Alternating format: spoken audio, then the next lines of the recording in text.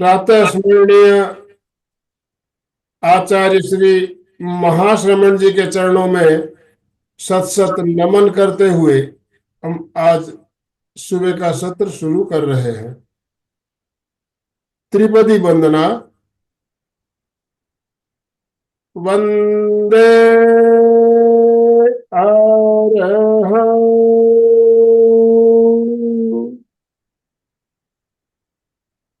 वंदे गुरु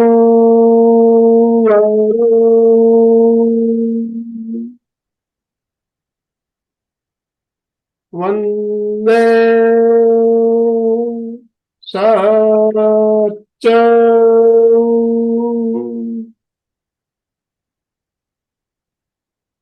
सभी साधक साधिकाओं को जय जिनेन्द्र, सुप्रभात, गुड मॉर्निंग। सभी को गुड मॉर्निंग। ओम अरहम। बंधुओं और बहनों, जैसा कि आप सब जानते हैं, हमारी एक बहुत ही शानदार श्रृंखला चल रही है चक्र चक्र विज्ञान पर आधारित। और नागपुर से भरत भाई गुप्ता हमारा बहुत ही शानदार मार्गदर्शन कर रहे हैं चक्रों से संबंधित। हमने इससे पहले 3 चक्रों की बात की। पिछले सप्ताह हमने मणिपुर चक्र के बारे में जाना था।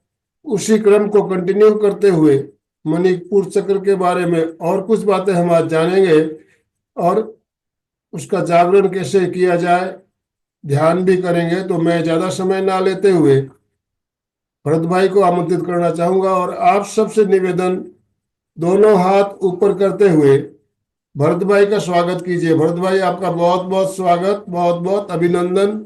ओवर टू यू भरत भाई। सभी को हरिओम, सभी को सुप्रभात, जय जिनेन्द्र, गुड मॉर्निंग। हम लोग हर शनिवार को मिलते हैं। बहुत अच्छा लगता है। मैं तो रास्ता ही देखते रहता हूँ कि अपने परिवार से कब फिर से मुलाकात हो। तो आज शुभ दिन है और आज मणिपुर चक्र का हम लोग थोड़ा देखेंगे कैसे, कौन से आसन कर सकते हैं, कौन से प्राणायाम कर सकते हैं, कौन सी मुद्रा लगा सकते हैं। हमारे क्या क्या भोजन में हम कौन कौन से कलर के, कौन कौन से फूड इंक्लूड कर सकते हैं। उसके अलावा भी 2-3 प्रोसीजर है जो जिससे हम मणिपुर चक्र डेवलप कर सकते हैं। उसके बारे में भी चर्चा करेंगे और अंत में हम लोग जरूर से आज मणिपुर चक्र का ध्यान करेंगे। तो मुझे लगता है कि आज का सेशन बहुत महत्वपूर्ण रहेगा। उसके बाद फिर अगले हफ्ते से हम लोग आध्यात्मिक जर्नी की अर्थात हृदय चक्र, अनाहत चक्र की ओर जाएंगे और वहां से फिर हमारी आध्यात्मिक जर्नी। आप बोलेंगे कि आध्यात्मिक जर्नी क्या अभी चालू नहीं है? है, बिल्कुल चालू है। पर ये शास्त्र हम जान रहे हैं। अभी तक हमने मूलाधार चक्र का अध्ययन किया, है ना, और अपने आप पर लागू भी किया। और उसके ऊपर हम फिर बाद में स्वादिष्ठान चक्र, जैसे मूलाधार चक्र में हमने ध्यान दिया कि हमारी जो बेसिक रिक्वायरमेंट है ना, ये मनुष्य और पशु में यही फर्क है कि ईश्वर ने हमें ये बुद्धि दी है ना, जिससे हम विवेक ज्ञान हमें प्राप्त होता है, ऋतुम्बर प्रज्ञा प्राप्त होती है, वो हम डेवलप कर सकते हैं, जिससे सही और गलत का हम डिसीजन ले सकते हैं। तो वो हमने अपने आप को जागरूक किया, वहां से ऊपर हटे, पशु से ऊपर मनुष्य के इसमें आए, है ना। और ऊपर आए तो फिर देखा हमने स्वादिष्टान चक्र में कि प्लेजर, मनुष्य को चाहिए खुशी, है ना, कोई भी मार्ग से मिले।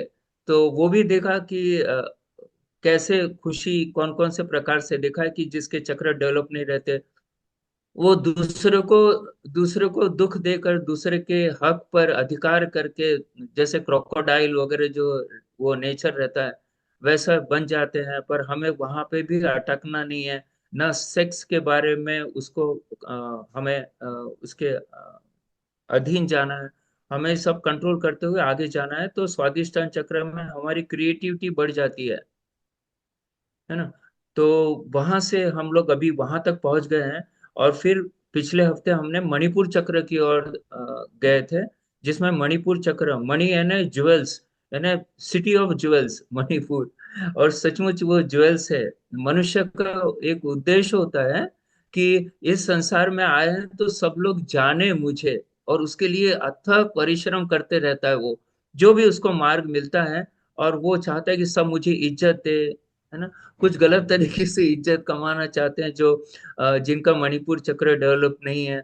कुछ बहुत सात्विक तरीके से, जैसे आनंद भाई जी, है ना, सब लोग कर रहे हैं, आपकी टीम पूरी।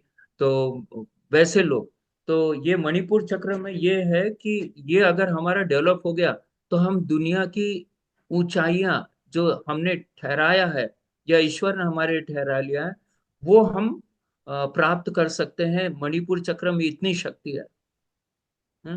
तो वही कल पिछले बार हमने उसके बारे में चर्चा करी। और आज हम लोग प्रैक्टिकल देखेंगे। प्रैक्टिकल अर्थात आसन तो करते नहीं आएगा, क्योंकि बहुत सारे आसन से और समय की पाबंदी रहती है, पर जरूर से आपको चित्र द्वारा समझाएंगे, है ना। तो मणिपुर चक्र को हम लोग डेवलप करेंगे। हम लोग ने देखा उसकी 10 पेटल्स की, 10 पंखुड़ियों की क्या क्या, क्या क्या उसके महत्व है ना। और वो हमने जाना कि जिसके जागरूक होते हैं उसको क्या उसके फायदे मिलते हैं, जिसके जागरूक नहीं होते उसके क्या नुकसान होते हैं, वो भी हमने देख लिया। और किसी को अगर याद नहीं है या कोई नया जुड़ा है, तो आनंद भाई जी क्या करते हैं, जो भी मैसेज भेजते हैं ना हर हफ्ते, आप देखिए लास्ट में जितने वीडियोस अभी 1 से 6 तक उसमें ऑलरेडी दिए हैं। आपको जो भी वीडियो देखना है आप क्लिक करेंगे तो आप वो देख सकते हैं ना, मेमोराइज यानी फिर से रिफ्रेश अपने आप को कर सकते हैं, है ना। तो आशा करता हूँ कि ये किसी किसी के लिए नया विषय होगा, तो वो रिफ्रेश कर अपने आप को करे वीडियो देखते हुए और आगे बढ़े, तो फिर ज्यादा और समझ में अच्छे तरह से आएगा, है ना। तो ज्यादा समय न लेते हुए हम स्लाइड्स द्वारा इसकी शुरुआत करते हैं। तो हम जैसे देख रहे थे कि मयूर के बारे में, तो वैसे ही हमारा अगर मणिपुर चक्र डेवलप हो जाता है तो हम जहर अर्थात खान पान में जो भी हम अनियमितता होती है, रासिक और तामसिक भोजन जाता है, उसको भी पचाने की शक्ति आ जाती है। और ये सिंपल है। आप पहले अगर इतना कठिन नहीं होता है तो पैर टेक के आप कीजिए, धीरे धीरे फिर प्रैक्टिस करेंगे तो ये भी हो जाएगा। सबसे बेस्ट है। फिर बाद में आता है नंबर इसका चक्रासन। चक्रासन ये भी सिंपल है, आप लोग कर सकते हैं, किसी का सहारा लेके वो भी किया जा सकता है। यह अर्ध मत्स्येंद्र आसन, ये भी जबरदस्त है। इससे भी बहुत फायदे होते हैं। ये ट्विस्टिंग है, हमारे पेट को जो अतड़ियां हैं वगैरह, जो ऑर्गन्स वगैरह, उसको हम ट्विस्ट करते हैं, मरोड़ते हैं। तो उससे भी हमारी जो पाचन क्रिया है और बाकी के जितने ऑर्गन्स है उसको भी स्टारवेशन, और बाद में फिर उसको फोर्स के साथ ब्लड सर्कुलेशन आता है तो वहाँ की भी बीमारियां उससे भी कम हो सकती है। नेक्स्ट है ये पश्चिमोत्तानासन। ये भी जबरदस्त है, जितना भी होता है आप वो जरूर से कर सकते हैं। ये छोटे छोटे दिया है अपने शक्ति अनुसार, वो आप जितना भी पोजीशन पे जा सकते हैं वो कीजिए। ऐसा नहीं है जरूरी कि यहाँ पे जो दिखाया है वो ही कर सकते हैं, ठीक है। ये कुर्मा आसन भी जिनको भी होता है, जितना भी पोजीशन जमता है वो कर सकते हैं। आप देख रहे हैं कि हर हर आसन जो मैं दिखा रहा हूं वहां पे जो हमारा मणिपुर चक्र है अर्थात नाभि का भाग है, अर्थात पेट का भाग है, आइधर वो कॉम्प्रेस हो रहा है, उसको सामने की ओर दबा रहे हैं, या फिर उल्टा उसको स्ट्रेच कर रहे हैं, है ना, या फिर उसको ट्विस्ट कर रहे हैं। तो आसन ये तीनों चीजें होती है सिर्फ। फॉरवर्ड बेंडिंग यानी कॉम्प्रेस करना, बैकवर्ड बेंडिंग उसको स्ट्रेचिंग करना, और फिर बात है वो होता है ट्विस्टिंग। तो अर्ध मत्स्येंद्र आसन में अपने ट्विस्टिंग करा, है ना। इसमें देखिए हमारा मणिपुर चक्र प्रेस हो रहा है ना, कॉम्प्रेस हो रहा है। तो ये सब तीनों तीनों प्रकार के आसन करने से हमारा मणिपुर चक्र डेवलप होता है। ये देखिए धनुरासन, इसमें भी आप देख रहे हैं कि हमारा जो मणिपुर चक्र है वो स्ट्रेच हो रहा है, स्ट्रेच हो रहा है। तो ये याद रखिए, जो भी इसके अलावा भी जो भी आसन में आपका जो मणिपुर चक्र है अर्थात पेट का भाग है, वो अगर दब रहा है या ऐसा स्ट्रेच हो रहा है या ट्विस्ट हो रहा है, तो आपका ये डाइजेस्ट सिस्टम आपका बहुत स्ट्रांग होगा, मणिपुर चक्र भी स्ट्रांग होगा, ठीक है। ये देखिए वॉरियर 3, प्लैंक पोज सिंपल है। कोर एक्सरसाइज बोलते हैं ना, हम लोग जिम वगैरह में जाते हैं, तो इससे आप देखेंगे अपने पेट पे काफी एक प्रकार का स्ट्रेच आता है, आप करके देखना। ज्यादा देर तक नहीं रुक सकेंगे जो लोग नए नए हैं उनके लिए। फिर नेक्स्ट है ये हमारा चाइल्ड पोज। तो इसमें भी आप देख रहे हैं मणिपुर चक्र हमारा प्रेस हो रहा है। ठीक है, अलग अलग प्रकार के चाइल्ड पोज होते हैं। नेक्स्ट ये नौकासन, ये भी देखिए एक प्रकार का। अब यहाँ पे देखिए मणिपुर चक्र फिर हमारा प्रेस हो रहा है, कॉम्प्रेस हो रहा है ना, ये भी जबरदस्त है, सिंपल भी है। फिर ये ब्रिज पोज, ये भी आप लोग सब लोग अच्छे से करते हैं, है ना, जितना भी जमता है। तो यहाँ पे भी हमारे पेट को देखिए स्ट्रेचिंग आ रहा है मणिपुर चक्र की ओर। फिर रिवर्स प्लैंक पोज, यहाँ पे भी देखिए मणिपुर चक्र में तनाव आ रहा है, स्ट्रेच आ रहा है। अब ये सोचिए कि मणिपुर चक्र ही क्यों हम बात कर रहे हैं, क्योंकि आज मणिपुर चक्र है। और आप देख रहे हैं कि तीनों मूलाधार, स्वादिष्टान और मणिपुर चक्र ये तीनों पास पास में है। तो तीनों चक्र डेवलप होते हैं, पर खास करके मणिपुर चक्र पे इसका ज्यादा इफेक्ट होता है, इसलिए अपन मणिपुर चक्र में ले रहे हैं। आपने देखा होगा कुछ आसन आपको स्वादिष्टान चक्र में भी इसी प्रकार के थे, है ना। तो मिलते जुलते, जैसे मैंने बताया कि तीनों जो है वो नजदीक नजदीक होने से, और तीनों के जो डिजीज है इमोशनल या फिजिकल, ये भी इंटर रिलेटेड है। तो हमें कंफ्यूज नहीं होना है बिल्कुल। ठीक है ना। ये देखिए उष्ट्रासन, यहाँ पे भी देखिए हमारा स्वादिष्टान चक्र, मूलाधार चक्र, मणिपुर चक्र तीनों में स्ट्रेच आ रहा है ना। ऊपर की बात तो बाद में करेंगे, हृदय चक्र क्यों वहां पे भी है, फिर हमारा विशुद्धि चक्र में भी है वगैरह। और सूर्य नमस्कार में मैंने आपको बता दिया था कि हमारे छह के छह चक्र, सातवां तो हमारा सहस्त्रार चक्र है, वो तो छह चक्र डेवलप होने के, आगे चक्र डेवलप होने के बाद ही वो होगा, है ना। तो हमारे छह चक्र इसलिए बोलते हैं रोज सूर्य नमस्कार करना चाहिए, बहुत जरूरी है। जितना भी हो सकता है, जो खड़े होके नहीं कर सकते हैं वो बैठ के भी सूर्य नमस्कार, आप नेट पे देखेंगे तो बहुत सारे प्रकार के आपको सूर्य नमस्कार देखने मिलेंगे। पर करना जरूरी, क्योंकि उसमें आध्यात्मिक शक्ति, मानसिक शक्ति, शारीरिक शक्ति, सभी शक्तियों का विकास होता है। और हमारे चक्र डेवलप होते हैं। चक्र डेवलप हो रहे हैं ना क्या, आप इसको कुछ अलग मत समझिए। चक्र डेवलप हो रहे हैं अर्थात उसके अधीन जितने भी ऑर्गन्स है ना, अवयव है, उसकी क्षमता बढ़ रही है। जब उसकी क्षमता बढ़ती है तो हमें शारीरिक रोग से मुक्ति मिल जाती है ना। और मन भी एकदम शांत होता है, वो भी फायदा होता है। फिर हमारे जो चक्र है उसके जो क्वालिटीज है पंखुड़ियों की, है ना, वो हमें प्राप्त होती है, बहुत सारे फायदे होते हैं। तो आसन सिर्फ फिजिकल एक्सरसाइज नहीं है। जो विदेशों में हम लोग देखते हैं, हम जब जाते हैं तो वहां पे ये सब चीजों की ओर ध्यान नहीं दिया जाता, सिर्फ फिजिकल एक्सरसाइज करके वो आसन करते हैं, इसलिए वो आसन में रुकते नहीं है। जैसे ये फाइनल पोजीशन है, आप देख रहे हैं ये उष्ट्रा आसन, यहाँ पे एटलीस्ट आधा मिनट, 1 मिनट, 1.5 मिनट, 2 मिनट अपनी क्षमता अनुसार रुकना बहुत जरूरी है। जब रुकेंगे तभी बेनिफिट मिलेगा। अगर आप एक्सरसाइज के रूप में मिलेंगे तो फिजिकल स्ट्रेचिंग होगा, उसके अलावा अंदर के ऑर्गन्स या हमारे मणिपुर चक्र ये नहीं होने वाले डेवलप।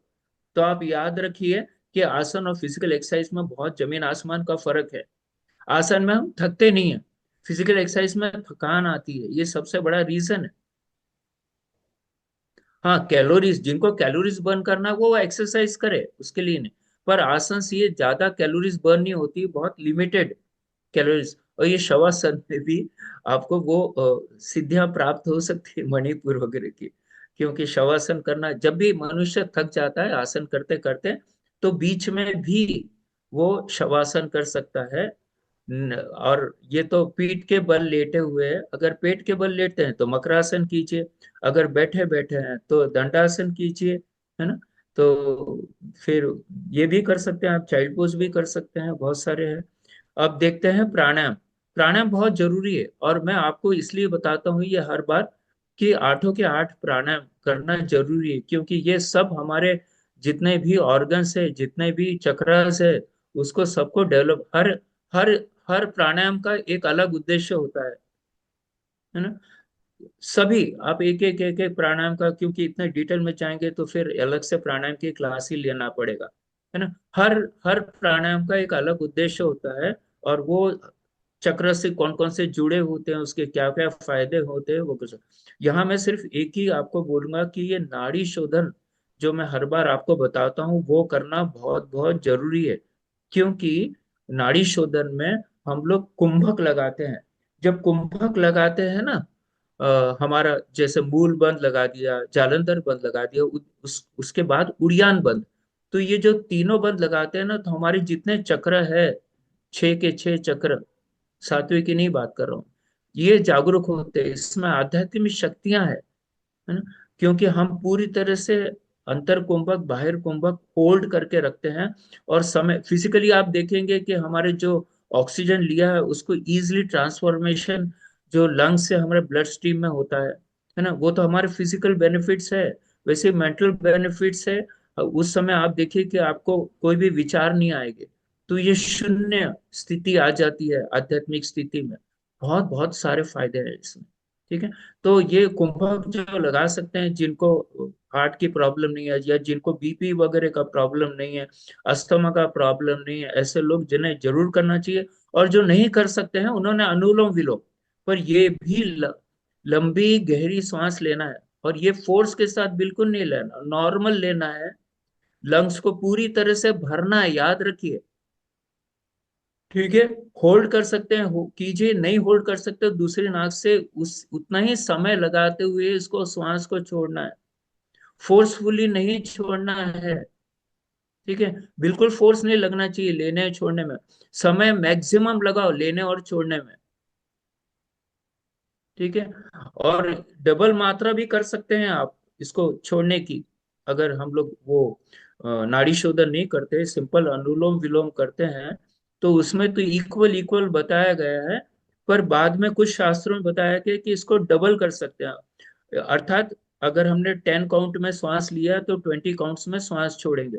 और जो कुंभक वगैरह लगाते हैं उनमें वो काफी ऊपर के स्टैंडर्ड के रहते हैं, उनकी ज्यादा अचीवमेंट्स रहती है। तो उस समय फिर 1421, अर्थात एक में 10 में श्वास लेना है, 40 को श्वास रोकना है, 20 में श्वास छोड़ना है, और फिर से बाहिर कुंभक में 10 में श्वास रोकना है। तो इस प्रकार अगर हम लोग करते हैं तो हम देखेंगे हमारी मानसिक शक्ति, हमारी आध्यात्मिक शक्ति, है ना, हमारी शारीरिक शक्ति तीनों बढ़ जाती है। और खास करके अभी जैसे मणिपुर चक्र का चल रहा है, तो मणिपुर चक्र में अग्निसार क्रिया का बहुत महत्वपूर्ण है। जो अग्निसार क्रिया है, जानते हैं वो जरूर से करना चाहिए, नहीं होगा तो इंटरनेट पे देख सकते हैं या कहीं बाजू के क्लास वगैरह में जाके ये सीख सकते हैं। तो चलिए अग्निसार का मैं बता देता हूँ क्रिया यहाँ पे कैसे करते हैं। तो श्वास लेते हैं, फिर पूरी तरह श्वास बाहर निकाल देते हैं, और कुंभक लगा लेते हैं, अंतर कुंभक। और फिर पेट को अंदर खींचते हैं जैसे आप देखिए। और फिर इसको पेट को हिलाते हैं, आपकी श्वास रुकी हुई है, पेट को हिलाते हैं, अंदर बाहर अंदर बाहर। तो ये हमारी अग्नि इससे पैदा होती है, जठर अग्नि, वो भी पैदा होती है, बाकी की भी अग्नियां पैदा होती है ना। फिर बंधस तो मैंने आपको बता दिया। उड़ियान बंध बहुत महत्वपूर्ण है, जिसमें हम अभी जैसे आपने अग्निसार में बाह्य प्राणायाम, या अगर इसको स्टेबल रखे तो बाह्य प्राणायाम बन जाएगा, और जब इसको पेट को अंदर बाहर करेंगे तो ये अग्निसार क्रिया बन जाएगा। तो जब ये हम लोग करते हैं बाह्य प्राणायाम, है ना, तो उड़ियान बंद लगाते हैं। अब बीच का देखिए हाईलाइट किया है मैंने, उड़िया बंद, उड़ियान बंद। तो इसमें पेट को पूरा अंदर खींच लेते हैं, तो उससे हमारा मणिपुर चक्र डेवलप होता है। हमारे डाइजेस्टिव सिस्टम को स्टारवेशन यानी भूखा मारते हैं हम, वहां पे ब्लड सर्कुलेशन नहीं हो रहा है या कम हो रहा है। फिर बाद में जब रिलैक्स होते हैं तो एकदम ऑल ऑफ सडन वहां पे खून का बहाव चालू होता है। तो जितने अनियमितता है ना, जितने भी डिजीज के उसके कारण जो ब्लॉकेज अगर हो चुके हैं, वो पूरी तरह से धीरे धीरे निकलना चालू हो जाता है। फिर नेक्स्ट चलते हैं उड़ियान बंद। ये मैंने जो अभी आपको बताया समझा दिया, देखिए पेट को कितना अंदर खींच के रखे हैं। ठीक है। श्वास रोकते हुए। फिर बाद में ये सन मुद्रा, सूर्य मुद्रा, इसमें हमारा जो रिंग फिंगर है उसको दबा देना है, और ऊपर से अंगूठे से उसको दबा देना है। ठीक है। रिंग फिंगर, उसको दबा देना है अंगूठे से, तो ये आपकी सूर्य मुद्रा बन गई। फिर षटकर्म है। षटकर्म बहुत सारे प्रकार के हैं। जो जो इसके लिए लागू नहीं है वो त्राटक और नेति, पर बाकी बस्ती, कपालभाति, धोती, नवली, ये सब आवश्यक है। पर आप बोलेंगे हमको तो ये आता नहीं है, तो ठीक है, आप कपालभाति कीजिए ना। 15 मिनट, 20 मिनट, आधा घंटा, अगर कोई रोग है तो कपालभाति आधा आधा घंटा। कुछ लोग का ऑब्जेक्शन रहेगा कि भाई इतना समय तो नहीं करना चाहिए। वो सब अपने अपने देखिए, अलग अलग शास्त्र हैं, अलग अलग इंस्टीट्यूशंस हैं। कुछ बोलते करना चाहिए, कुछ बोलते कम करना चाहिए। आप अपने शरीर को देखे, अपने गुरु के, अपने जो भी आपका गाइड है ना, मेंटर है, उसको पूछ के सब ये आप अपने, हर शरीर हमारा अलग होता है। तो ये आप कर सकते हैं। वस्त्र धोती है, जल धोती है ना, नवली है। नवली तो बहुत डिफिकल्ट है, पर आप ट्राई कर सकते हैं।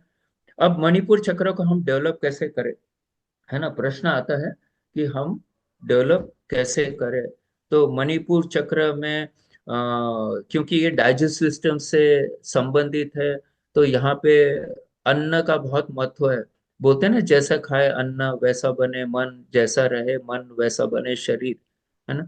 तो हमारा मन पवित्र रखने के लिए हमारा खाद्य जो हम अन्न है वो भी पवित्र होना चाहिए, अर्थात सात्विक होना चाहिए, और समय की पाबंदी होना चाहिए। फिर हमारे पेट को, जैसे आयुर्वेद में बोला है, अपना नेचुरोपैथी में बोला है कि आधा पेट आप अन्न से भरो, है ना, पाव पेट पानी से, और पाव पेट जो है वो आप कैसे भरेंगे, हवा से।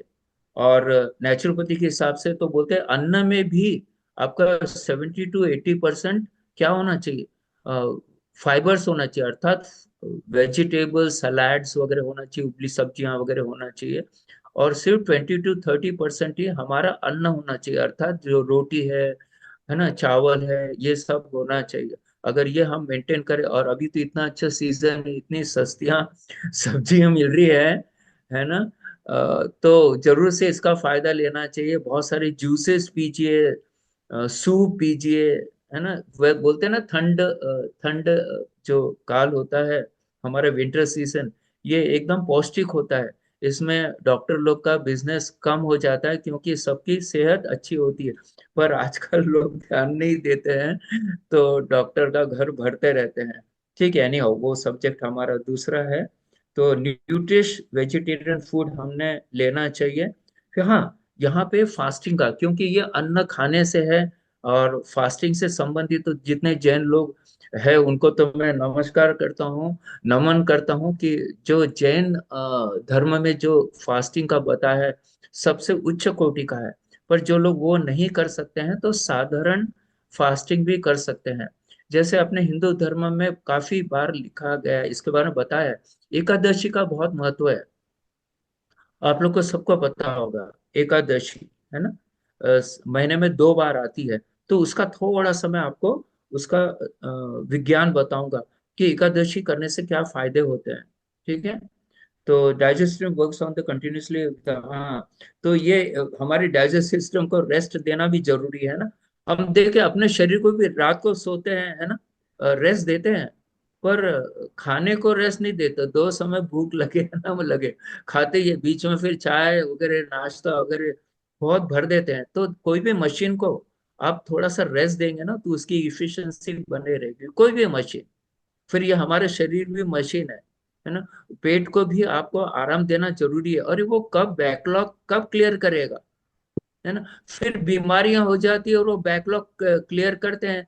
टेम्परेचर आ गया तो वो भी बैकलॉग, जितना कचरा है उसको निकालने की कोशिश करते हैं। देखो, जब बुखार होता है या तबीयत ठीक नहीं रहती, फिर आपके खाने की इच्छा नहीं होती। तो ये आपको जबरदस्ती करवाया जाता है, अंदर का जो प्रतिरोधक शक्ति है ना। तो हम प्रतिरोधक शक्ति जो है उसको संभाल के रखो ना भाई, है ना, डिजीज से लड़ने के लिए। एटलीस्ट हमारे जो उपवास का जो है वो करना चाहिए। मैं तो बोलता हूँ हफ्ते में एक दिन जरूर से करना चाहिए। नहीं कर सकते हैं तो एकादशी के दिन जरूर से, 15 दिन में तो एक बार कर सकते हैं। और जरूरी नहीं है, आप अपने डिपेंड है आप पे। आप जल के साथ रह सकते हैं, बिना जल के साथ रह सकते हैं, फलाहार कर सकते हैं, जूस के साथ रह सकते हैं, है ना। जो हमारा क्या बोलते हैं, उपवास का जो जैसे वो भगर होती है ना। फिर साबूदाना होते हैं, जो नहीं रह सकते वो उसका भी उपयोग कर सकते हैं, है ना। पर उपवास का अर्थ होता है कि थोड़ा सा किचन से बाहर निकले, और उप अर्थात ईश्वर के साथ वास करे, अर्थात ईश्वर के शरण में रहे, वो होता है उपवास का अर्थ। तो उस समय हमने ये जो हमारा खाने में समय जाता है या बनाने में समय जाता है ना, तो वो समय बचाते हुए अच्छी चीजों की आराधना, ईश्वर की आराधना, उन्होंने जो मार्ग बताया उसके ऊपर और ज्यादा मनन करते हुए हमने आगे बढ़ सकते हैं। तो ये होता है उपवास का अर्थ। पर आजकल उपवास का लोग आप देख रहे हैं, जिस दिन उपवास होता है उस दिन सबसे ज्यादा भीड़ कहाँ होती है? हलवाई की दुकान पे। मुझे बताइए, जो हलवाई के जो भी कारीगर है, क्या वो अच्छे मन से, सात्विक मन से बनाते होंगे? क्या उनके हाथ साफ होते होंगे? क्या उनका शरीर साफ होता होगा? क्या उनके यूटेंसिल साफ रहते होंगे? क्या उनके जो जो भी मिक्स कर रहे हैं वो साफ होते होंगे? नहीं ना। तो हम लोग उपवास बोलते हैं तो बहुत प्योर होना चाहिए, और बाहर की चीजें, गंदी चीजें हम डाल रहे हैं अंदर, तो कहाँ का उपवास हुआ? उससे अच्छा आप मत करो उपवास, है ना। दो दो समय सात्विक भोजन करो, और अपना जो प्रिंसिपल नेचुरोपैथी और आयुर्वेद का प्रिंसिपल है वो लेते हुए करो, तो वो ज्यादा फायदेमंद रहेगा, है ना। फिर एकादशी।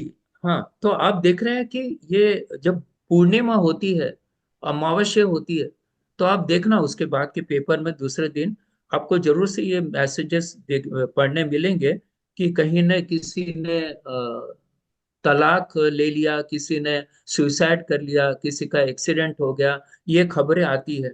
उस दिन क्या होता है कि चंद्रमा और हमारा पृथ्वी का एक प्रकार से आकर्षण होता है ना। जब फुल मून डे होता है या अमावस्या होती है, तो उस समय हमारे देखते हैं कि जो समुद्र में जो टाइड्स है, लहरें हैं, वो ऊंची, अर्थात अर्थात क्या हुआ, डायरेक्टली उसका ग्रेविटेशनल फोर्स से उसका संबंध है। और आपको पता है हमारा शरीर भी 70 to 80% क्या है? पानी है। तो हमारे शरीर पे भी प्रभाव होता है। और क्या होता है, जब समुद्र में पानी में इतना प्रभाव होता है, तो नेचुरली हमारे शरीर में भी होगा।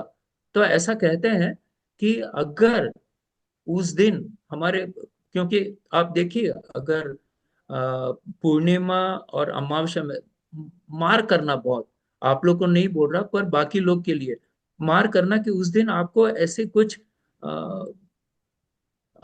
विचित्र विचार आएंगे जो नॉर्मल नहीं होते हैं, कुछ तो गलत प्रकार के विचार आएंगे।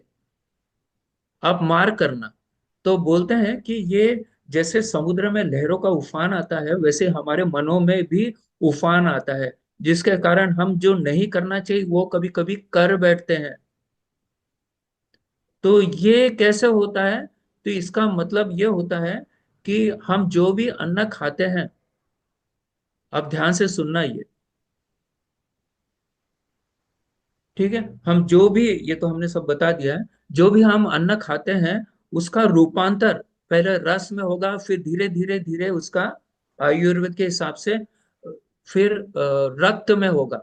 रक्त जब बनता है तो उसको ये 3-4 दिन का प्रोसेस होता है ये, ठीक है। फिर वीर्य की बात तो अलग हो गई, पर शुक्राणु वगैरह जो ये हो गया। तो ये जो रक्त बनता है फ्रॉम फ्रॉम हमारा अन्न से जो प्रोसेस होती है, तो उसको 3-4 दिन लगते हैं कि रक्त बनने के लिए। और यही रक्त हमारे शरीर में घूमते रहता है, और हमारे ब्रेन में भी यही रक्त घूमता है।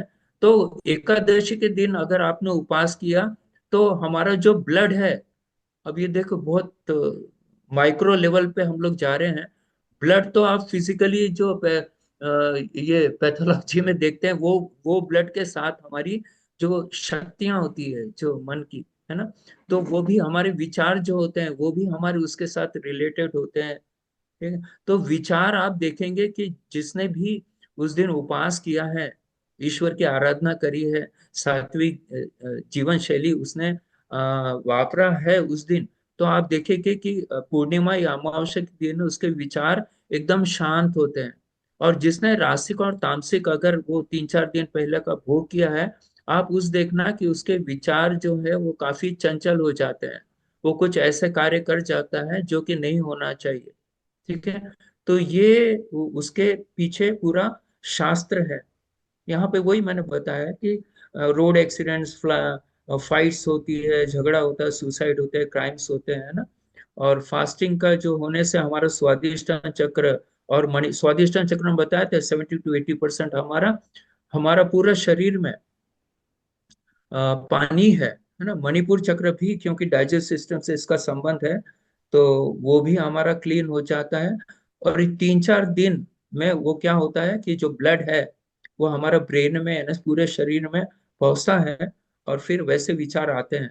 तो अगर हमें पूर्णिमा के दिन या अमावस्या के दिन अगर विचार हमें स्वच्छ रखना है, तो हमें एकादशी का उपवास करना जरूरी है। ठीक है, ये मैंने इनके शास्त्र के अनुसार बताया है। इसमें बहुत सारे लोगों के विचार अलग अलग होंगे, उसके लिए मैं क्षमा प्रार्थी हूँ। पर जो मैंने जानकारी हासिल करी है, मैंने वो आपको बताने की कोशिश कर रहा हूँ। ठीक है, तो उस समय हमारे विचार काफी इम्बैलेंस होते हैं, थॉट प्रोसेस अलग होती है, और उसमें ब्रेन में जो इनपुट है विचारों के वो एकदम कम होते हैं, तो हम अनडिसाइड एक्टिविटीज नहीं करते हैं, है ना। और जो लो प्रेशर जो होता है एकादशी के दिन एटमॉस्फेरिक, वो कम होता है, ऐसा साइंटिस्ट लोग ने बताया है। ठीक है, तो उस समय आप देखेंगे कि उस दिन उपवास करेंगे तो आप फास्टिंग के लिए सबसे अच्छा होता है। और हमारा बाउल जो सिस्टम है, हमारा डाइजेस्ट सिस्टम, एक्सक्रीटरी सिस्टम, वो भी क्लीन और अच्छा होता है। तो हमारा देखिए, अब एकादशी फास्टिंग, अब ये एकादशी जो नहीं, जैसे अलग अलग धर्म के अनुसार अलग अलग होता है, तो आपका जो भी धर्म बताता है, सभी धर्म बताते हैं कि उपवास करना जरूरी है ना। जो भी है आप कीजिए, और उसके ये बेनिफिट्स आपको मिलेंगे। जैसे इंसुलिन रिस्पॉन्सिवनेस वो बढ़ जाता है ना। आजकल वही प्रॉब्लम है ना, डायबिटीज का। तो आपका ब्लड कोलेस्ट्रॉल लो हो जाता है ना। आपका लाइफ स्पैन बढ़ जाता है, जो बीमारी नहीं होगी तो लाइफ स्पैन तो बढ़ेगा ना। और मेंटल स्टेबिलिटी, है ना, आपकी स्थिरता, मानसिक स्थिरता बढ़ जाती है। आपकी एंजाइटी और डिप्रेशन जो है, आप देखते हैं पूर्णिमा के दिन या अमावस्या के दिन लोग डिप्रेशन में, एंजाइटी वगैरह में जाते हैं, है ना। बॉडी को डिटॉक्सिफाई हो जाता है इससे, हमारा ब्लड क्लीन हो जाता है। फिर हमारे जो किडनी और लीवर है ना, KFT LFT वगैरह सब सब सब इम्प्रूव हो जाता है। तो बहुत ही फायदेमंद है। और ये हमारी बॉडी के हीट से संबंधित है ना। तो इसको इसको एक मिनट समय देते हैं। ओके, समय है। तो इसको और मैंने जो बताया था आपको शुरुआत में कि और 2-3 मार्ग हम देखेंगे कि कैसे मणिपुर चक्र को डेवलप कर सकते हैं। तो हमारी जैसे मणिपुर चक्र है वो बॉडी की हीट से संबंधित है। तो जब हम आप देखते होंगे, कुछ सुना भी होगा कि हमारे पूर्वज या अभी कुछ लोग, कोई भी काल रहे, कोई भी सीजन रहे, वो ठंडे पानी से, ठंडे यानी बर्फ के पानी नहीं, नॉर्मल टैप वाटर से हरदम स्नान करते हैं, है ना। अभी नया एक कंसेप्ट आया है कि डायरेक्ट सर पे पानी नहीं डालना चाहिए, वो एकदम सही है, साइंटिफिक है। क्योंकि सर पे पानी डालेंगे तो हमें ब्रेन स्ट्रोक वगैरह हो सकते हैं। तो ऐसा बोलते हैं कि पहले आप पैर पे डालो, फिर पेट पे डालो, है ना, शोल्डर पे डालो, बाद में लास्ट में, खैर वो अलग सब्जेक्ट है। तो मणिपुर चक्र को डेवलप करना है तो बोलते ठंडे पानी से स्नान करो, अभी ठंडी के दिन है। आप हंसते होंगे कि ये कौन सा भैया ऐसा क्यों बता दिया है। तो ठीक है, मैं उनके लिए बता रहा हूँ जो हरदम वापरते हैं, या बाकी के सीजन से। गर्मी में तो कोई गर्म पानी से वापरते नहीं, सब नॉर्मल वाटर से ही। तो क्या होता है इससे, हमारा माइंड शार्प होता है। जो ठंडे पानी से यानी नॉर्मल पानी से स्नान करते हैं, हम मोर एनर्जेटिक हो जाते हैं, क्योंकि ब्लड सर्कुलेशन आप देखो ना, जब ठंडा पानी हमारे शरीर पे गिरेगा तो ब्लड सर्कुलेशन एकदम फास्ट बढ़ता है ना। And and if you can't use cold water, use warm water. तो बोलते हैं कि जैसे अभी अपन वार्म वाटर से, है ना, पानी से स्नान करते हैं, तो बोलते हैं लास्ट में क्या करना, ice cold water on the body. अभी बोलेंगे ये तो बहुत गलत हो गया, आइस कोल्ड वाटर कैसे डालेंगे अंदर, है ना। पर वो हमारे पीठ के पीछे से जो रीढ़ की हड्डी है ना, वहां पे डालने बोला है, पूरे शरीर पे डालने नहीं बोला है। देखिए, first pour the cold water the navel area, है ना, spinal cord, from the back of Manipur chakra. पीछे ही हमारे स्पाइनल जो है मणिपुर चक्र, आपको पता है ना कि हमारे सब जो स्पाइनल कॉर्ड में ही है, नाभि में नहीं है। नहीं तो आप लोग अभी कोई सोचना नहीं वैसा। फिर बाद में वहां पे पानी डालना है, और फिर बाद में उसको हेड पर पीछे से डालना है, पीछे से, पूरे पूरे सर पे नहीं, पीछे से। और वो स्पाइनल कॉर्ड होते हुए वो ठंडा पानी नीचे की ओर जाए। कोल्ड वाटर नहीं मिलता है तो सादा पानी भी डालेंगे तो भी चलेगा, है ना। ठीक है। फिर बाद में इससे क्या होता है, हमारी जितने भी चक्र है, क्योंकि चक्र आपको पता है सब पूरी तरह से स्पाइनल कॉर्ड में ही है, तो ये हमारे कूल डाउन हो जाते हैं, अर्थात उसकी शक्तियां चक्रों की बढ़ती है। And the quality of the fire opens up and develops the digest system become more active. तो और हमारा जो डाइजेस्ट सिस्टम है वो ज्यादा डेवलप होने लगता है, और हमारी जो जठर अग्नि है वो भी काफी मजबूत होती है। ये दूसरा एक मेथड है। सबसे आप देखते हैं कि हम जब पहले के जमाने में जब घर के अंदर घुसते थे, तो बाहर से लोग आते थे तो पहले अपने हाथ धोते थे, पैर धोते थे, है ना। फिर मुंह भी धोते थे, जिसमें कान वगैरह आ गया, ये सब स्वच्छ करके हम लोग अंदर जाते थे। तो आज भी अगर हम कम से कम 4 आर्म, 4 लेग्स, नेवल एरिया यानी नाभि की जगह, बैक की जगह, और कानों की जगह अगर हम ये कोल्ड वाटर से धोए, तो उससे भी हमारा मणिपुर चक्र डेवलप होता है। और और भी है उसके साथ।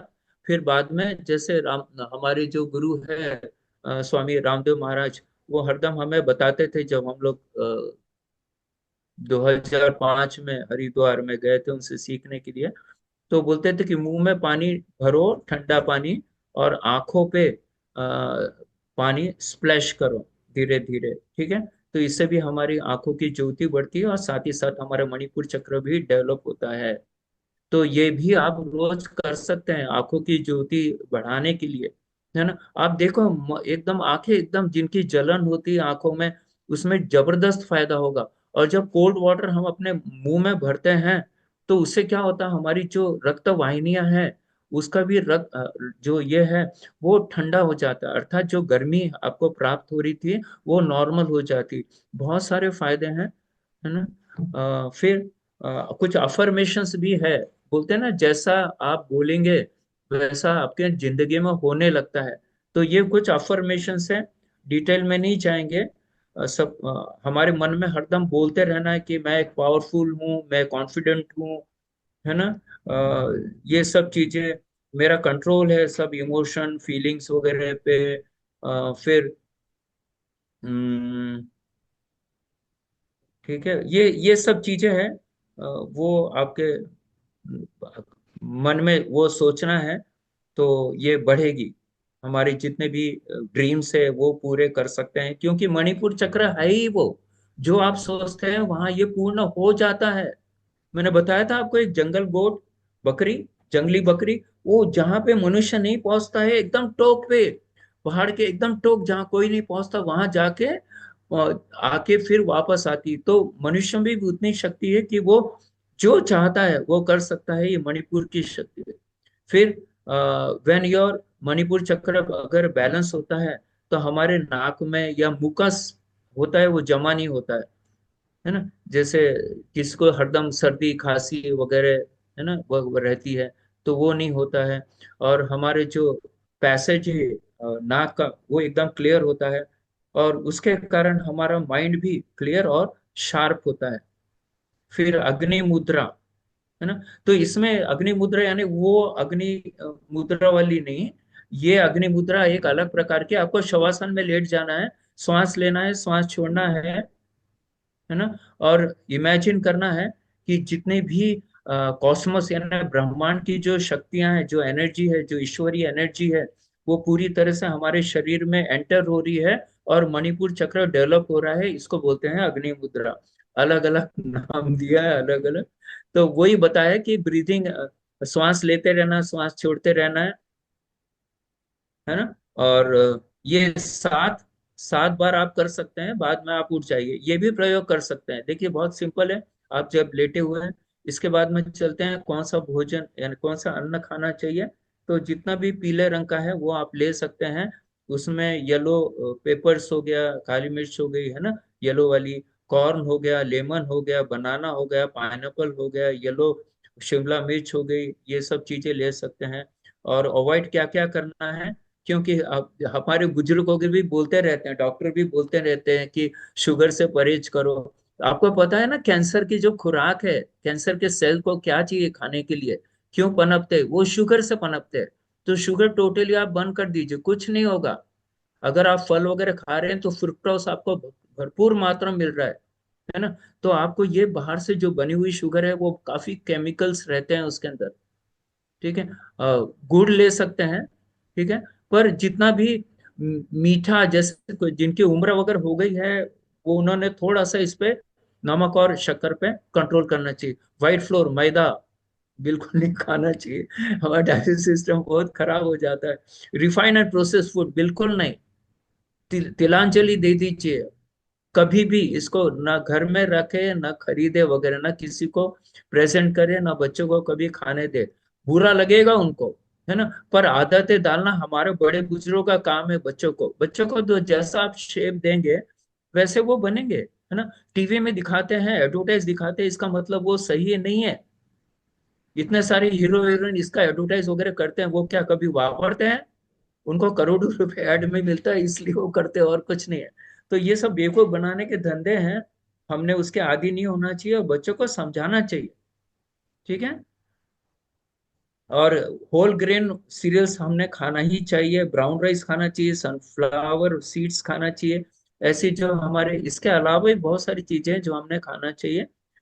ई digestive friendly food such as, जैसे पपैया हो गया सीजनल, अभी तो सीजनल फ्रूट भी बहुत आ रहे हैं, पपैया भी बहुत अच्छी आ रही है। सैलेड्स है ना। भरपूर खाइए, शुरुआत में खाने चालू करने के पहले मैक्सिमम सैलेड्स खाइए। और बोलते हैं खाना खाने के बाद में भी सैलेड्स खाइए। तो जो हमारा जो अन्न है, वो अच्छे तरह से डाइजेस्ट होके मल के रूप में बाहर निकल जाएगा। दही के बारे में कुछ शास्त्र अलग बोलता है, कुछ, पर अपने अपना जो हिंदू शास्त्र है ना, वो ये बोलता है कि गौ माता का दूध है, उसका जो बनाया गया दही है वो, और इसमें ऐसे बैक्टीरिया होते हैं जो फ्रेंडली होते हैं, किसके लिए, डाइजेशन के लिए। तो ये कोई भी रूप में आप दही का प्रयोग कर सकते हैं, जिसके कारण आपका जो हम खाना खाते हैं उसमें अलग प्रकार के बैक्टीरिया होते हैं, है ना। पर ये जो दही में होता है, उससे हमारे डाइजेस्ट सिस्टम को बहुत प्रमोट करता है। तो दही शाम के समय, रात के समय बिल्कुल ना खाए। खट्टा दही बिल्कुल ना खाए, नहीं तो मुझे बदनाम करेंगे आप, है ना। रात को विरजन लगा दीजिए, सुबह सुबह उसको सन रेज नहीं लगना चाहिए, है ना। आप फ्रीज में रख सकते हैं, बाद में फिर खाने के समय या खाने के पहले या फिर ताक के रूप में बाद में। अलग अलग शास्त्र है, वो विषय अलग है। तो उसमें गुड बैक्टीरियाज होते हैं जो गट के लिए, हमारे इंटेस्टाइन के लिए बहुत अच्छे होते हैं। और ये हमारा सोलर प्लेक्सस अर्थात मणिपुर चक्र को डेवलप करते हैं। हर्बल टी आप बना सकते हैं। ये टी तो लेना ही नहीं चाहिए, ठीक है। आप उसमें पुदीना डालो, जिंजर डालो, तुलसी डालो, कितने सारी चीजें हैं वो डाल के। आजकल तो बहुत सारे ऑर्गेनाइजेशंस हर्बल टी भी देते हैं। अब चलिए हम लोग ध्यान कर लेते हैं। तैयार है सब लोग? थोड़ा यस। रिलैक्स हो जाइए, रिलैक्स हो यस। जाइए एकदम, पूरी तरह से इसे हमारा सब थोड़ा सा मसल अंगड़ाई ले लीजिए। पूरी तरह से। वाह, ग्रेट। तो रिलैक्स हो गए आप, यस। शरीर से हो गए, मन से भी रिलैक्स हो जाइए। और आज हम मणिपुर चक्र को डेवलप करने का ध्यान करेंगे। और देखिए सबके चेहरे पे प्रसन्नता आ गई जहाँ ध्यान करने बोले हैं, क्योंकि सब लोग चाहते हैं कि प्रैक्टिकल्स हो जाए, है ना। पर मेरी भी बहुत इच्छा होती है कि बहुत समय तक आपका प्रैक्टिकल लूँ, पर समय का बंधन होता है। आनंद भाई जी, जैसे ही समय होता है वैसे ही हमारे पीछे लगाम लेके लग जाते हैं, अभी बंद करो, अभी बंद करो। और समय की मर्यादा होना भी चाहिए हर चीज की। योग योग एक खुद डिसिप्लिन है। भरत भाई डिसिप्लिन देखिए, रहेगा। 5:30 बजे हमने आधे घंटे का ध्यान किया है, और हम ध्यान रोज हाँ, करते हैं। तो बिल्कुल। ध्यान के महत्व को सब जितने भी हमारे साथ जुड़े हुए भाई बहन हैं समझते हैं, ध्यान क्यों करना चाहिए, कैसे करना चाहिए। तो अभी हम मणिपुर चक्र को जागृत करने के लिए विशेष प्रकार का ध्यान करेंगे, स्पेशल बिल्कुल। ध्यान करेंगे। Okay, over to you. चलिए, सब लोग ध्यानात्मक आसन बैठ जाइए। जो नीचे नहीं बैठ सकते वो चेयर पे बैठ जाएंगे। इसको जो भी जैसे सूर्य मुद्रा बताया गया है, सूर्य मुद्रा इसमें लगा लेंगे। ठीक है। अब बैठ जाएंगे। पीठ की जो रीढ़ की हड्डी है, वो स्ट्रेट रहे। गर्दन सीधी रहे। चेहरे पे कोई प्रसन्नता ना, सॉरी, प्रसन्नता रहे। कोई तनाव ना रहे पूरे शरीर पे। शरीर अपना ढीला छोड़िए। पूरे तनाव से मुक्त कीजिए, विचारों से भी मुक्त कर दीजिए। चेहरे पे थोड़ा सा प्रसन्नता रखिए। जैसे छोटा बच्चा सोते रहता है, कैसा प्रसन्न मुद्रा में सोया रहता है, वैसे अनुभव कीजिए। और अब जो जो बोलेंगे उसको हमें उसका अनुकरण करना है। हमें श्वास लेना है लंबी, और फिर राम का उच्चारण करना है। राम।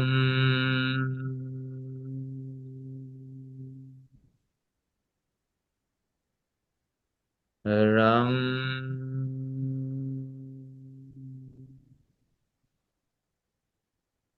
राम।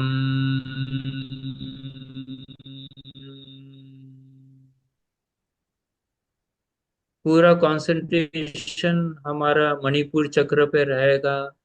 हम सबको पता है कि वो येलो कलर का बना हुआ है। और जितने भी ऑर्गन्स है वो पूरी तरह से येलो कलर के बने हुए हैं। और इमेजिन करना है, रम तो बोलना है, साथ ही साथ इमेजिन करना है कि मणिपुर चक्र के अधीनस्थ जितने भी ऑर्गन्स है डाइजेस्ट सिस्टम के, वो पीले कलर के बने हुए हैं। उसमें से पीला कलर निकल रहा है। और ईश्वर की तरफ से गोल्डन पीले रंग की किरणें अंदर प्रविष्ट हो रही है। और हमारा डाइजेस्ट सिस्टम मणिपुर चक्र पे प्रविष्ट होकर जितने भी ऑर्गन्स है डाइजेस्ट सिस्टम के, उसको शुद्ध कर रही है, उसको एनर्जाइज कर रही है, उसे दोष मुक्त कर रही है, उसे व्याधि मुक्त कर रही है। इस प्रकार हमें सोचना है, अनुभव करना है। और साथ ही साथ हमारा रम का उच्चारण चालू रहेगा। रम। रम। रम। रम। रम। ये जो रम का है, मकार जो शब्द है, रम, आप देखिए वाइब्रेशन है। और आपके जो मणिपुर चक्र है वहां पे वाइब्रेशन हो रहा है, माइक्रो लेवल वाइब्रेशन। वो अनुभव कीजिए। इससे आपका मणिपुर चक्र डेवलप होगा, और यही सच्चा उद्देश्य है ध्यान का। मणिपुर चक्र को रम के द्वारा। ठीक है। रम। रम। रम। रम। रम। रम। रम। रम। रम। रम। रम। रम। रम। रम। वाइब्रेशन फील कीजिए। मणिपुर चक्र में, स्वादिष्ट चक्र में, मूल आधार चक्र में, इवन पूरे शरीर में वाइब्रेशन हो रहा है, क्योंकि मकार जो है वो वाइब्रेशन है। और ये वाइब्रेशन ही हमारे शरीर के अंगों को एक माइक्रो लेवल एक्सरसाइज देता है, हमारे ब्रेन को एक्सरसाइज देता है। बहुत जबरदस्त है ये मकार जो है। हमारा पूरा ब्रह्मांड इसी पर चल रहा है। ठीक है। करते रहिए। और आप देखेंगे कि जब आप ये मकार करते हैं तो विचार शून्य हो जाते हैं। विचार शून्य, आप इमेजिन कीजिए। यही असली ध्यान है, निर्भी समाधि, निर्विचार समाधि। हम्म? हम्म। तो करते रहिए। रम। रम। रम। रम। रम। रम। रम। रम रम रम। क्योंकि समय का बंधन है, सिर्फ ये सिखाने के लिए मैंने आपको बताया है। इसका मतलब ये नहीं होता है कि आप मेरे साथ ही करेंगे। आप अभी जैसे खत्म हो जाता है, अगर आपको समय है तो 10 मिनट यही आप करते रहिए। 15 मिनट कीजिए, आप देखेंगे आपका मन एकदम शांत हो जाएगा और मणिपुर चक्र डल हुआ, आप डूअर बन जाएंगे। है ना, हर चीज आप करने में सक्षम हो जाएंगे। है ना, बहुत जबरदस्त है। तो यहीं पे हम ध्यान का सेशन समाप्त करते हैं। धीरे धीरे अपने दोनों हथेलियां रगड़िए और आंखों पे रख दीजिए कोमलता से, और उंगलियों की फट में से धीरे धीरे धीरे रोशनी का अनुभव करेंगे, देखेंगे उसे। और भूमि में देखते हुए धीरे से अपनी आंखें खोल देंगे। ओवर टू आनंद भाई जी। थैंक यू वेरी मच आनंद भाई जी। ओम अरहम, बहुत ही सुंदर छोटा सा ध्यान अभी हमने किया। एक अभी वाले सेशन में जैसे आपने अभी बताया था अग्नि मुद्रा 7 बार करें। तो जैसे शवासन में लेट लेट गए तो फिर 7 बार कैसे करेंगे? श्वास 7 बार लेना है, श्वास 7 बार छोड़ना है। तो श्वास को, और एक था नहाने का तरीका बताया था आपने कि वहां से नाभि से शुरू करना। तो यदि पानी ठंडा या गर्म है तो उसमें कैसे कुछ चेंज होगा या वैसे सेम रहेगा? नहीं नहीं नहीं, नॉर्मल पानी वापरना है आपको। क्योंकि ठंडा पानी अगर किसी को सहन होता है, किसी को नहीं सहन होता है ना, जैसे मटके का पानी वगैरह वो भी वापर सकते हैं। और उसमें जो प्रोसीजर दिया था उसके हिसाब से करना। हाँ भरत भाई, कुछ भाई बहन ऐसे भी है जो 12 महीने ठंडे पानी से नहाते हैं। गर्म पानी से नहाते हैं। 12 महीने गर्म पानी से नहाने वाले लोग भी हैं। तो गर्मी में भी वो गीजर का पानी लेते हैं और सर्दी में तो सर लेते ही हैं। तो उनको गर्म 12 महीना गर्म पानी से नहाना चाहिए या नहीं चाहिए? ये तो कोई जो नेचुरोपैथी का एक्सपर्ट है उससे ही पूछना चाहिए। है ना, हम उसके बारे में नहीं बोलेंगे। पर हाँ, मणिपुर चक्र में जो बताया है कि ठंडे पानी का स्पाइनल कॉर्ड पे डालने से, है ना, नाभि में पानी थोड़ा सा डालने से, या स्पाइनल सर के ऊपर से पीछे से स्पाइनल कॉर्ड के ऊपर अगर हम ठंडा पानी डालते हैं तो उससे हमारे जो चक्रास है वो कूल डाउन होते हैं, अर्थात उसकी क्षमता बढ़ती है, ये बता सकते हैं। यस। बाकी तो फिर इस बारे में दूसरी हमारे जो हमारे नेचुरोपैथी का है। कोऑर्डिनेटर अलका जी जुड़ी है हमारे साथ। अलका जी, अनम्यूट कीजिए प्लीज अपने आप को। बोलिए। अलका बहन जी, आपको नमन। आपको जय जिनेन्द्र। भरत भाई के लिए सब एक बार जोरदार, very good, very good, yes, आप यस, आप वेरी आते हैं। गुड, वेरी गुड, आप वेरी आते हैं गुड। तो आप आते हैं तो पूरी ऊर्जा लेके आते हैं, सबको खुश कर देते हैं। प्रश्न बहुत सुंदर पूछा है कि रोज गर्म पानी से नहाना चाहिए या नहीं चाहिए। तो लोग, आप भी तो बहुत हमारे पास है ना, बहुत स्मार्ट और होशियार लोग और नॉलेज वाले लोग बैठे हैं। तो कुछ लोग इस बारे में जो जानते हैं वो भी बताए पहले, फिर मैं भी बात करती हूँ। कोई एक हो या इस बारे में मैं जानता हूँ और बता सकता हूँ, ऐसे भी आप ग्रुप में एंकरेज है। कर सकते हैं जो 12 महीने वार्म वाटर से या ये गीजर के पानी से नहाते हैं, वो सही है या गलत? इस बारे में आप कोई अगर बात करना चाहते हैं तो आप हैंड राइज कीजिए प्लीज। आपको कुछ नॉलेज हो तो आप बात कीजिए, बताइए। यस, अशोक जी कुछ कहना चाहते हैं। अशोक जी, अनम्यूट कीजिए अपने आप को। मेरा अनुभव है कि अगर ठंडे पानी से नहा सके तो ठीक है।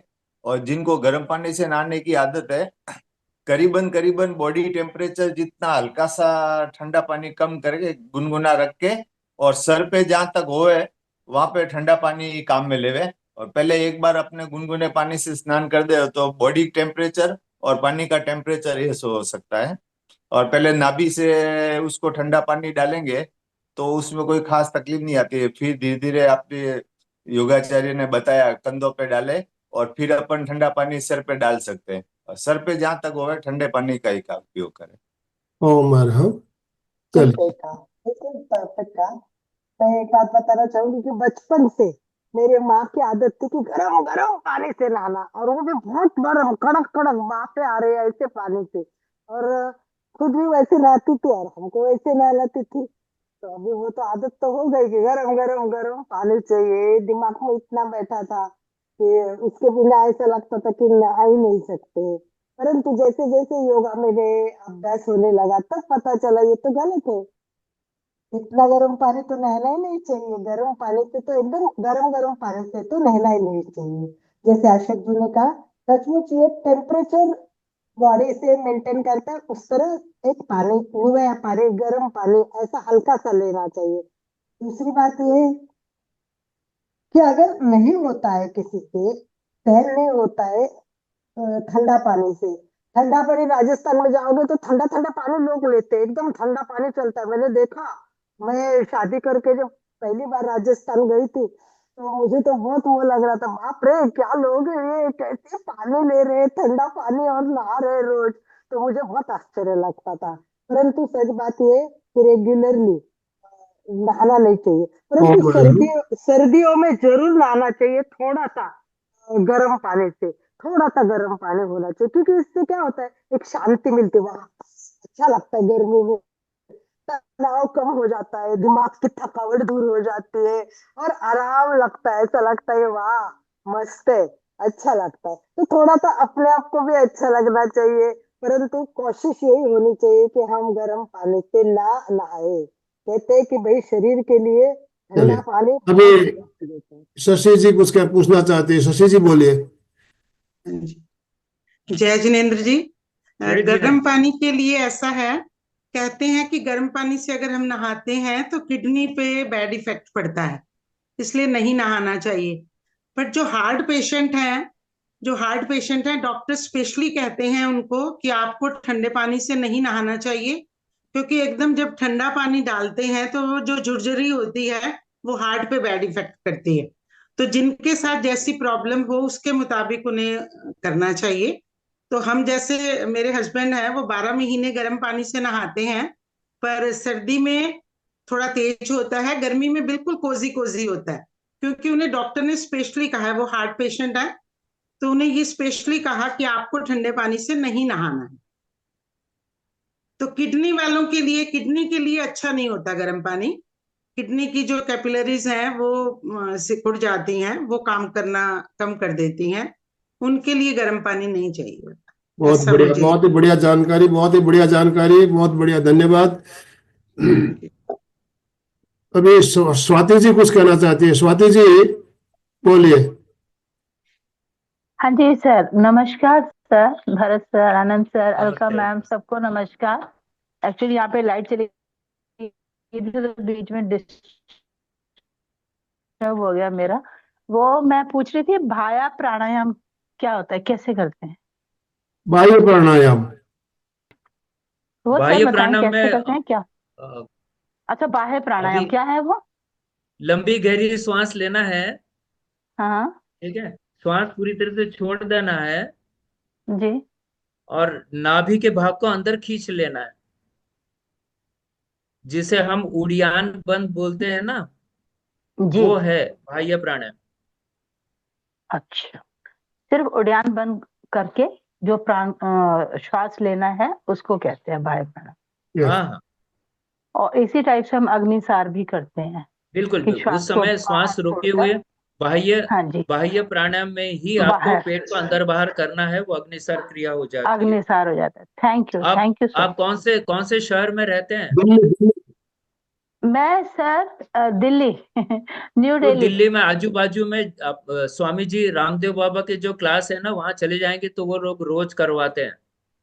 सर हाँ, आप ठीक कह रहे हैं, एक्चुअल में भारतीय योग संस्थान है हमारा, हम हाँ हाँ, क्लासेस में भारतीय जाते योग हैं। हाँ संस्थान, हाँ। जी, मैं बिल्कुल भारतीय योग संस्थान से ही जुड़ी हूँ। मेरा नाम बिल्कुल। स्वाति पाटा है, मैं न्यू दिल्ली रहती हूँ। अच्छा ओम। अच्छा। चलिए, थैंक यू। ओम अरहम। तो दोनों हाथ जोड़ते हुए, रीढ़ की हड्डी गर्दन सीधी रखते हुए, आंखों को बिना दबाव दिए कोमलता से बंद रखते हुए मेरे साथ साथ सभी मानसिक उच्चारण करें। मैं चैतन्यमय हूँ, मैं आनंदमय हूँ, मैं शक्तिमय हूँ। मेरे भीतर अनंत चैतन्य का, अनंत आनंद का, अनंत शक्ति का सागर लहरा रहा है। इसका साक्षात्कार करना ही मेरे जीवन का परम लक्ष्य है। हमारा आज का दिन मंगलमय हो, आनंदमय हो, शांतिमय हो। इन शुभ भावनाओं के साथ ओम शांति शांति शांति। कृतज्ञोस्मि, हम सब गुरुदेव के आभारी है। कृतज्ञोस्मि, हम सब गुरुदेव के आभारी है। सभी का बहुत बहुत धन्यवाद। भरत भाई आपका बहुत बहुत धन्यवाद। अभी आनंद भाई जी, आपका और सभी लोग का बहुत बहुत धन्यवाद। ओम अरहम ओम राम। स्लोगन के लिए अशोक जी अपने आप को अनम्यूट कीजिए प्लीज। जय जिनेन्द्र। सभी साधक साधिका एक साथ में उच्चारण करेंगे। फिटनेस का डोज 1 घंटा रोज, फिटनेस का डोज 1 एक घंटा घंटा रोज, रोज, फिटनेस का डोज 1 एक घंटा घंटा रोज।